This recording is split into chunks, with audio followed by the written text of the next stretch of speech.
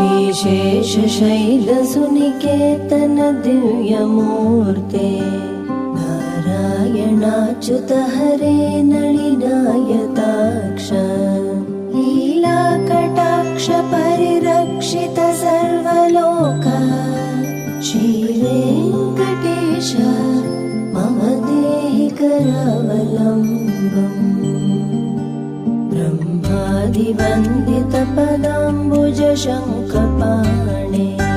श्रीवत्सुदर्शन सुशोभित दिव्यहस्त